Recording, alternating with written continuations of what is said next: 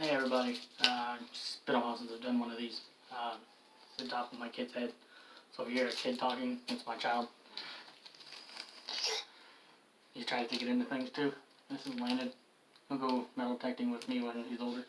He's only 20 months old. Like I said, it's been a while since I did one of these. About 5 years ago I got into metal detecting.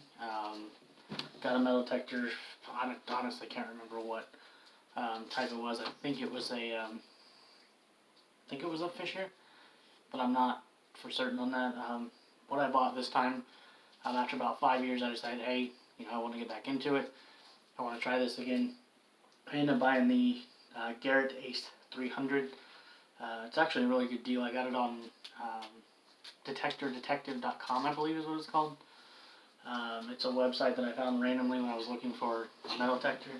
$254. Came with a metal detector, came with headphones, came with gloves, came with a backpack to put the stuff in, came with a little pouch, which I'll never wear because I don't wear fanny packs, but it came with a fanny pack. I think my favorite feature with the metal detector is probably that it's got a pinpointer built into it.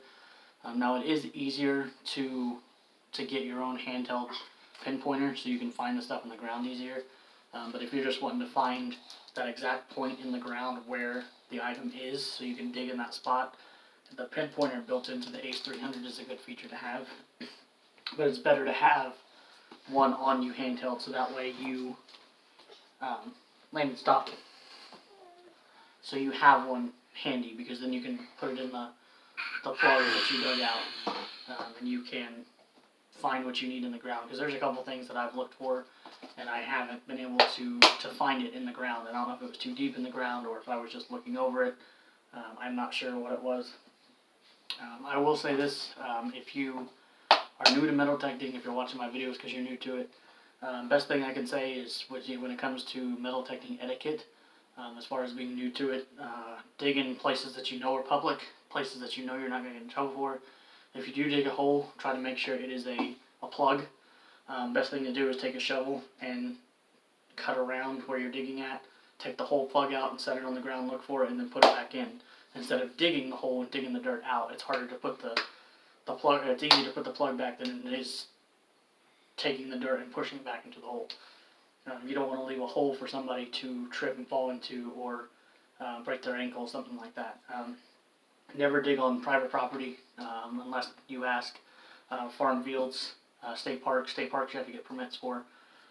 There's a state park here where I live. I'm going to try to get a permit for it.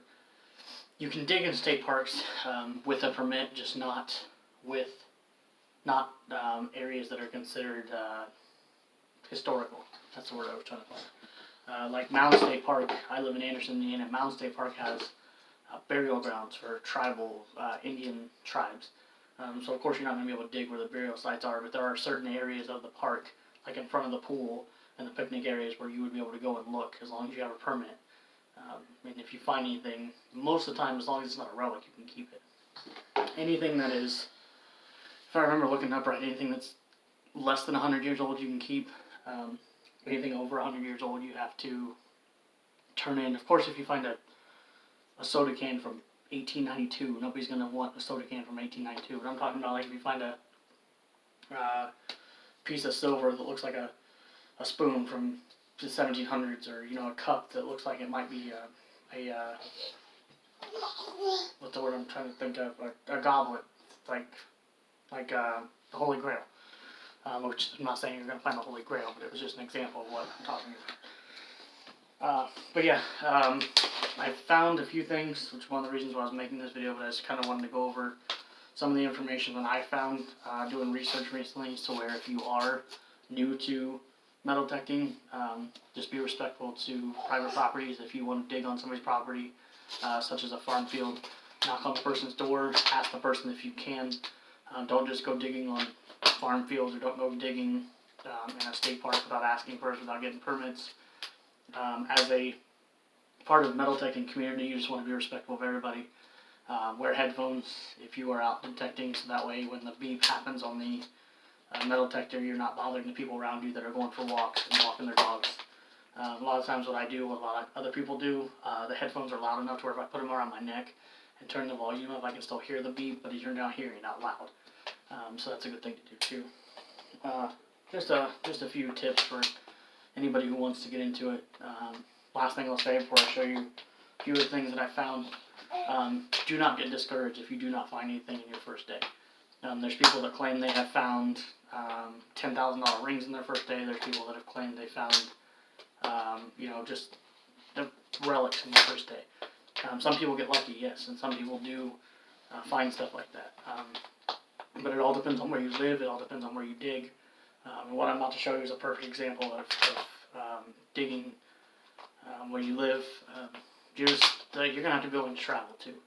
If you're not willing to travel for metal detecting, there's a good chance that you're not gonna hit that treasure, I guess is what I'll call it, or what you're looking for. Don't get discouraged if you find nothing but trash for the first, even if it's for the first year. Don't get discouraged. You're gonna be fine. You will find something. If you travel, take the metal detector with you. Find places that you want to go when you do travel. Just like if I plan on going to Florida, I'm going to take it with me. I'm going to scour the beaches, try to find any place I can to use it. If I go to Hawaii, I will probably buy a metal detector to where you can use it underwater. A lot of people scuba dive off the coast of the Hawaiian Islands and will scuba dive. The guy on one of the YouTube videos that I watch found a 22 karat ring, gold ring, one time off the coast of one of the Hawaiian Islands. So, again, don't get discouraged if you find nothing but trash. To me, finding anything is treasure because some of the stuff I found I think is cool. So getting to that, I'll show you a couple of things I found just digging in the backyard first. Backyard here, I have my son with me as you saw, so digging in the backyard is the easiest. If I go to the park or something, I have to put him in his stroller. First thing I found, and it's kind of beat up now because my son got a hold of it, so I'll see if you guys can see it. I found this, not sure if it'll focus in or not, but it almost looks like, let's see if I can do this. It almost looks like a Boy Scout symbol. It looks like a charm off of a necklace or maybe a bracelet, but it does look like the symbol for the Boy Scouts. It's not, it picked up on the metal detector, but it doesn't feel metal, so maybe it's just some kind of aluminum or something. That's why it doesn't feel heavy. I kept it because I thought it was cool, but you can see on the back of it, you can see the pieces starting to flake off of it, so that's how I know that it's not anything valuable. I just thought it was a cool little piece, especially finding it in the backyard. The next piece I'm going to show you, people are going to think I'm stupid because I kept it, but I thought it was interesting. I got to make sure the kid doesn't get it, but it's just a piece of glass, but if you look and see how thick that piece of glass is, that's what I thought was interesting about it. It's got a GH on the bottom of it. Look how thick that is. You can see, without cutting my finger, I almost ran my finger across it. If you can see how thick that is, if somebody can tell me what that might be off of, my mom said it might be off of an old pop bottle. But I don't remember pop bottles being that thick, but I'm also only 31 years old, so that could have been before my time. We got that.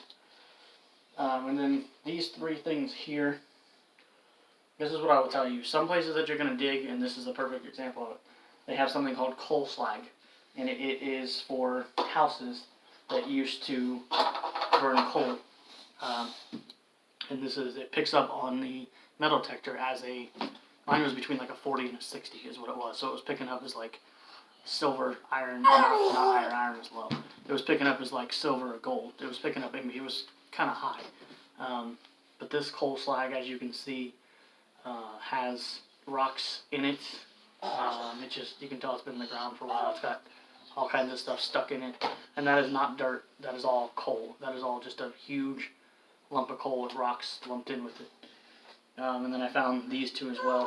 I thought they were cool. I know it's just coal slag, but I thought they were cool, so I ended up keeping them.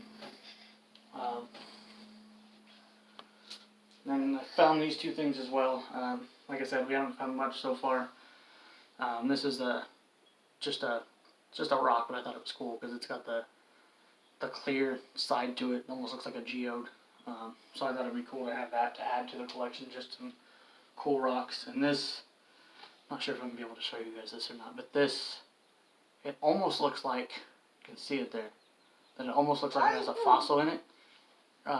The left side there almost looks like it almost looks like a ladybug body. You can see the round part in the wing, or not a ladybug, sorry, I keep saying that, lightning bug. You see it on there? This is what the other side looks like. If somebody can look at that for me, I'll hold it up for a second so you can pause the video. Maybe you can tell me what that is. Again, not a whole lot of cool finds. Just, your basic stuff. I plan on going out again tomorrow to the park. There is a sledding hill at the park here, at the public park, where a lot of people went sledding over the years. There's probably people that have been sledding there for 50 plus years, and I don't know how many people have explored that with a metal detector, so I think I'm going to go out there maybe tomorrow. It's hard to go out there with my kid, because with him being in a stroller, I can't push him up and down that hill. So I may see if somebody can watch him for an hour and try to go out there and see what I can find. Got a couple metal detecting groups, of course, too, that I joined on Facebook. Hoosier Metal Detectors of Indiana, and I believe the other one's called Metal Detecting Indiana. If you live in Indiana, check those out. People post on there all the time about what they found, different places. But yeah, I'm excited to get back into metal detecting. If anybody has any questions, comments, anything like that, anybody wants to go metal detecting, just send me a message or comment, let me know, and we will make plans. I'll see you guys next time.